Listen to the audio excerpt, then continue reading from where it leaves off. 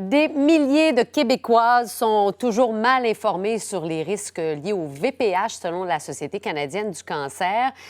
Pourtant, le VPH cause presque tous les cancers du col de l'utérus.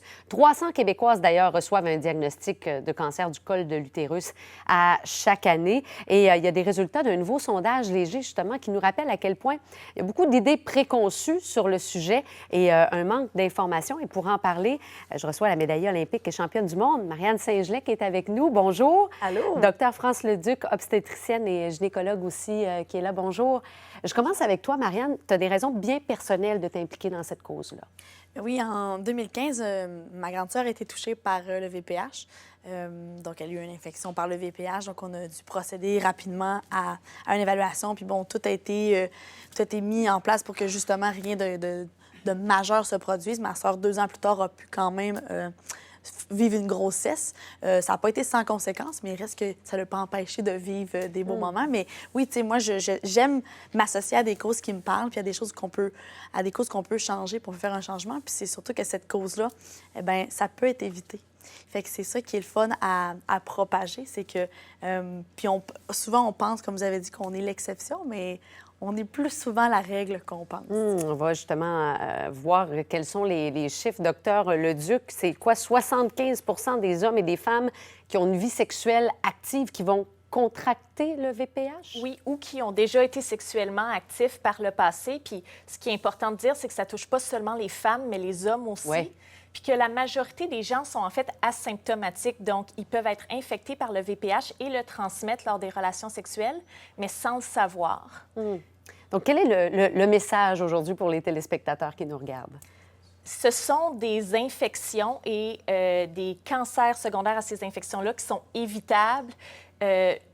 Nous deux, on en a déjà parlé ensemble, on peut rêver d'un monde où il y a beaucoup moins d'infections au VPH puis où on peut éliminer les cancers secondaires au VPH. On parle de cancer du col de l'utérus, mais aussi du vagin, de la vulve, du pénis, de l'anus, de la bouche et de la gorge. Puis la vaccination est la méthode la plus efficace pour se protéger de ces conséquences-là. Qu'est-ce qui est prévu maintenant? Est-ce que tous les ados sont vaccinés? Bien, c'est dans le programme de vaccination du Québec. C'est important qu'ils acceptent de se faire vacciner, que leurs parents acceptent. C'est en 4e année du primaire. Puis il y a 2 doses du vaccin à ce moment-là.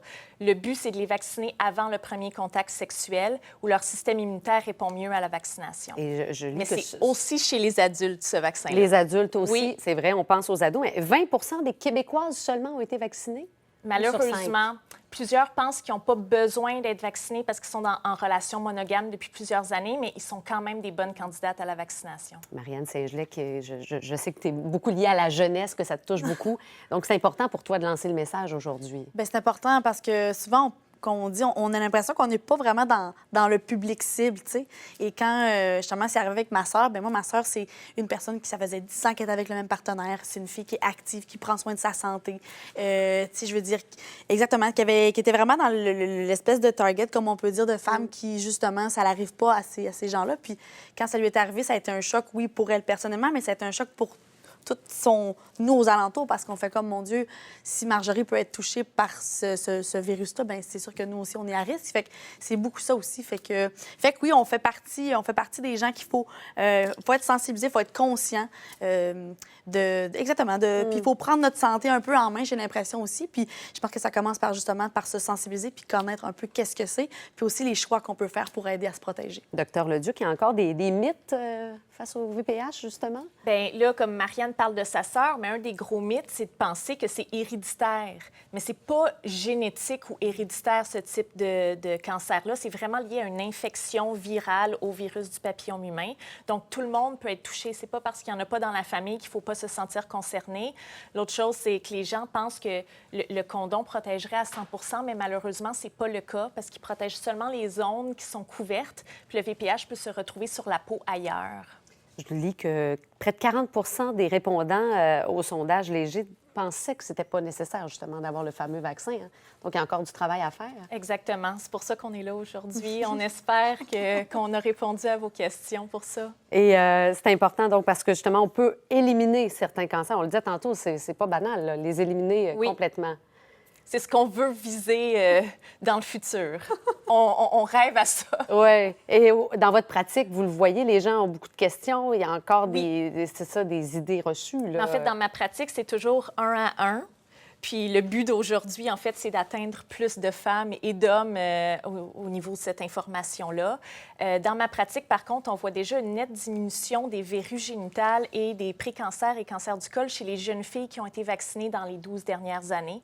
Fait qu'on voit un effet bénéfique de la vaccination et du programme de vaccination du Québec déjà. Puis on espère que ça s'améliore encore avec les années. Absolument.